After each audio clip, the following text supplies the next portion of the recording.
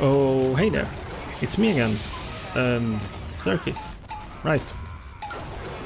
So, as always, I am way too late with this video. I should probably have made this like a year ago or something. But you know, I'm bad at this. That's really all I can say.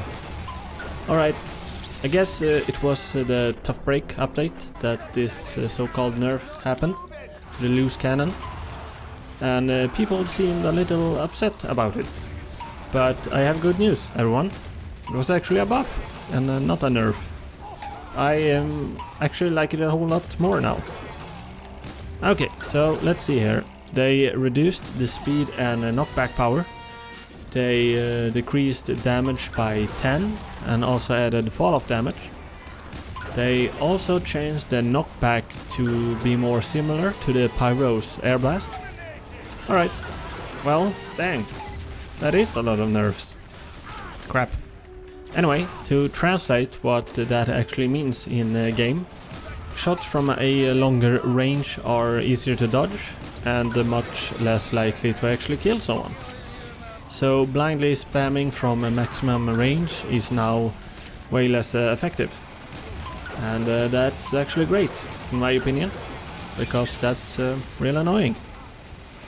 So before the nerf, a double dunk was around 140 damage at any range, which again means that anyone with less than 140 HP could die in one shot by someone randomly firing around a corner or something.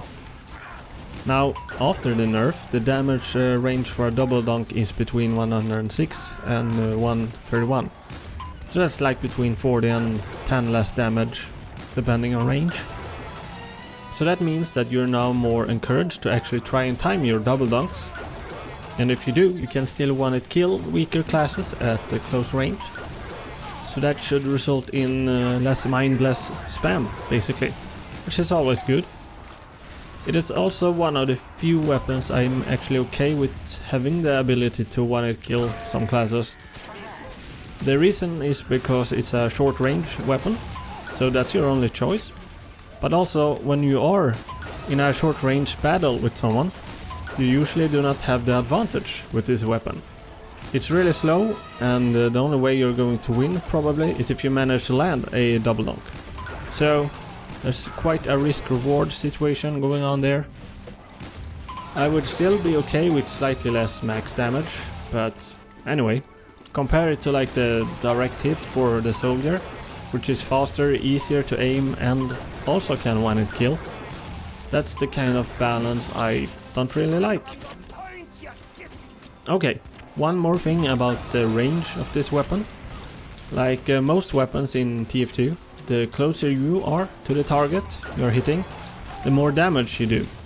So if you're firing a cannonball at someone from a long range, but you're also then jumping closer to them, you're going to do more damage than if you're standing still. Which is why the loose cannon actually works really well with the sticky jumper.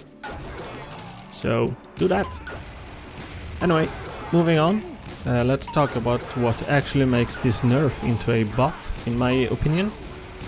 And that is a combination of the slow projectile speed and the reduced knockback from actually getting hit.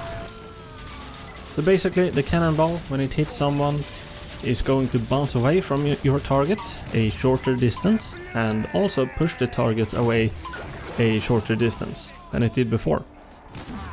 So this means that the second explosion is now much more likely to actually hit, which results in more double dunks, which means more damage, if that makes any sense. Now the so-called air blast knockback they added is a big part of this. Because before the update, the knockback felt like the most random thing. You hit someone and they just warped around in a really unpredictable manner. And now I feel like I have a much easier time figuring out what's going to happen when I hit someone.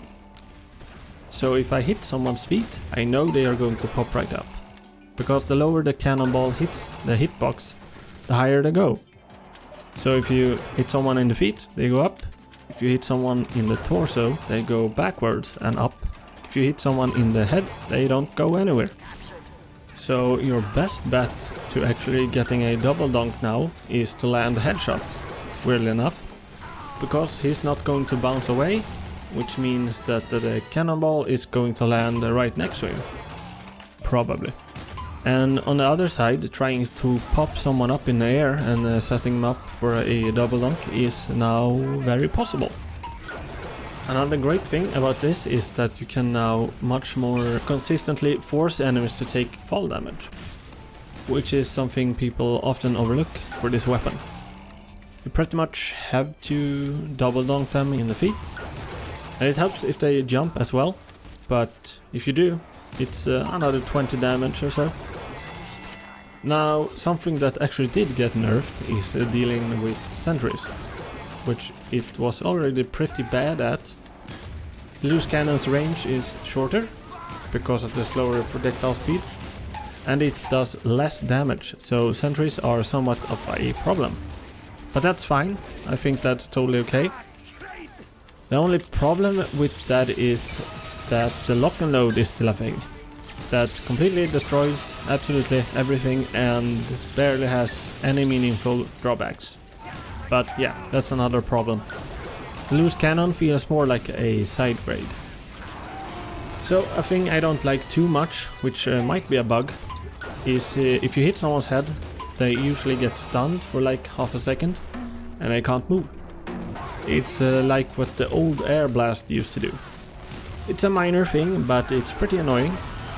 Preferably the target should get pushed back, even if it's just a little bit. I also think the amount someone gets pushed around should scale with how long you charge the loose cannon. Kind of how I wish the air blast worked, even though this is a whole lot less annoying than that, but still. Lastly, I wish using shields would reduce self-damage for the loose cannon and pipe jumping. Okay, I think that's about it. This is a really good weapon. Still one of my favorites in TF2. Not super easy to use sometimes, but it's real fun. Weird that they would buff it though, don't you think? Well, okay, whatever. Bye bye everyone.